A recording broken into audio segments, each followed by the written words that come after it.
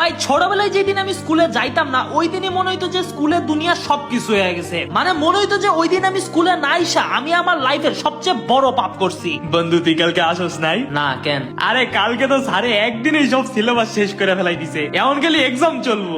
ও nice. আর কালকে তো স্যারে রকেট বানানি এক্সপেরিমেন্ট করছিল। আমরা তো সবাই রকেটে চড়ে চাঁদে ছবি টবি তুললে আবার ব্যাক আইসা পড়ছি। ওকে। আর কালকে তো ভাই আমাদের রকেট নিয়ে চাঁদে যাওয়ার খবর হইন না, মুকেশ আম্বানি আমাদের স্কলারশিপ হিসেবে আমাদের সবাইরে ঢাকায় 10 কাঠা জমি আর 5 তলা ফ্ল্যাট দেয়া গেছে ভাই। আর ভাই তোর ক্রাশ আসলো না লামিয়া, হে ওই 10 কাঠা জমি পাইয়া ওই জমি বেচা আমরা ক্লাসের বটলা ফকরুল আসলো না, হের লোকে বিদেশে ভাই গেছে গা। কয়দিন পরে এর বিয়া। শালা মাঙ্গে কিচ্ছু গোয়ার নাই রে ভাই। এমনি সময় আমি প্রতিদিন স্কুলে যাই, ওই সময় তেমন ইন্টারেস্টিং নরমাল কিছুও হয় না। বাট আমি যদি ভুলেও একদিন ক্লাস মিস দিছি রে ভাই, ওই দিনই ক্লাসে দুনিয়ার সবকিছু হয়ে যাইবো। তোমরাও যদি আমার সাথে এই বিষয়টা নিয়ে রিলেট করতে পারো তাইলে রে ভাই আমারে কমেন্টে জানাও। আর এরকম ভিডিওর জন্য রে ভাই অবশ্যই ফলো মারো।